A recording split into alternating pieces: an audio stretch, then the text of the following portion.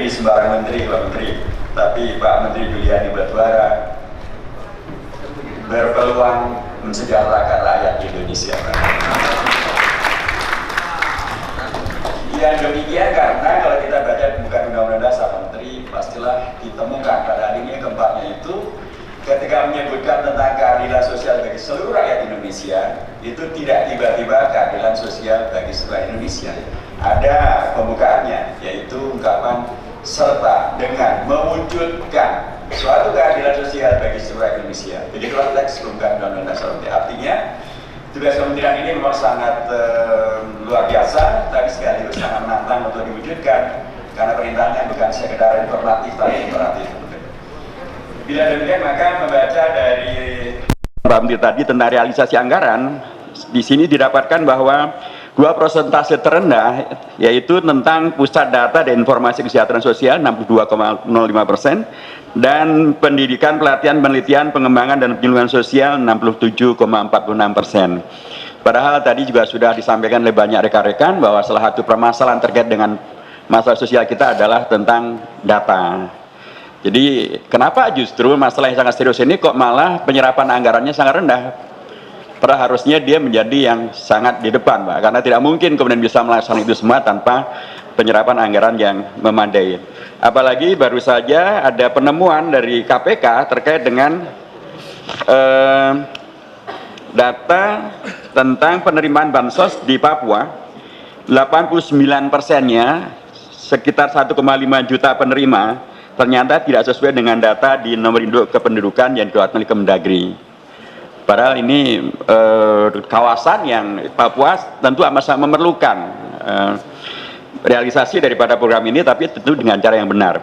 Dalam konteks ini juga Pak Menteri, di sana disebutkan tentang program tentang stabilitas pertahanan dan keamanan. Itu ada program tentang penanggulangan terkait dengan masalah korban terorisme. Tentu kita apresiasi bagaimana penyelesaian masalah ini secara sosial. Tapi dikaitkan dengan Papua dan masalah bangsa kita juga, Pak Menteri, tentu Bapak tahu bahwa masalah kita selain daripada terorisme juga ada separatisme. Dan kemarin di Papua terjadi tragedi yang sangat memilukan. Ada kasus di Sorong, di Manowari, di Fakfak, dan kemudian yang terakhir adalah di Wamena. Banyak anak-anak yang menjadi korban daripada kekerasan yang dilakukan oleh kelompok separatis. Tapi kenapa tidak muncul program untuk penanggulangan dampak-dampak daripada separatisme? Anak-anak ini kan menjadi trauma, rumahnya mereka dibakar, kemudian bahkan bapak ibu mereka dikampak, dipanah dan lain sebagainya. Mereka bahkan eksodus yang ke Padang banyak sekali itu.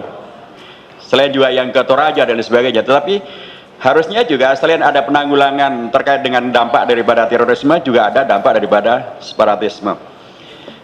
Berikutnya Pak Menteri, ada program yang sangat bagus yang telah dilakukan oleh Kementerian Sosial, yaitu program KUB. Ini adalah program yang tidak hanya membantu tapi memberdayakan. Tapi pertanyaannya Pak Menteri, kenapa targetnya tidak semakin membanyak tapi malah cenderung semakin menurun?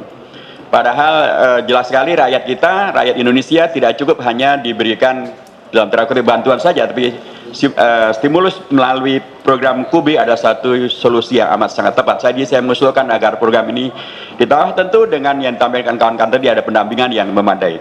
Yang berikutnya Pak Menteri, bagian daripada aspirasi daripada warga yang disampaikan kepada saya adalah saudara-saudara kita korban daripada gempa, baik itu di NTB maupun juga di Palu di Sulawesi Tengah, dan terakhir yang di Ambon di Maluku, Pak. Mereka sangat-sangat menantikan kehadiran negara untuk betul-betul melaksanakan kewajibannya melindungi seluruh tumpah darah Indonesia. Kita tahu bahwa di NTB dan di Palu sudah dijanjikan sedemikian lama, tapi ternyata informasi terakhir bahkan dari lapangan banyak sekali pengungsi di NTB yang masih berada di tenda-tenda darurat. Demikian juga di Maluku yang mereka masih berada dalam kondisi yang sangat memprihatinkan. Terakhir Pak Menteri, tentu saya harus menyampaikan apresiasi untuk segala kerja keras yang telah dilakukan.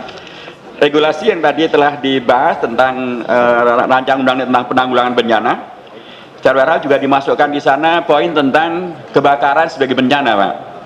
Karena belum masuk juga poin itu kebakaran, terutama di kota-kota yang sebagiannya bisa menghadirkan masalah sosial yang serius, tapi itu belum masuk di dalam nomenklatur pembahasan tentang jenis daripada bencana. Yang terakhir sekali, Pak Menteri, ada Undang-Undang Nomor 14 Tahun 2019 tentang pekerja sosial.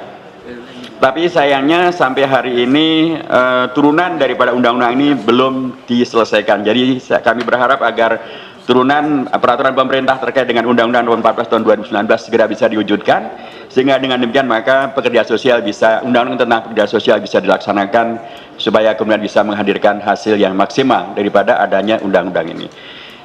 Pak Menteri, demikian, terima kasih. Cuci tangan sampai bersih, cukup sekian, terima kasih Pak Menteri.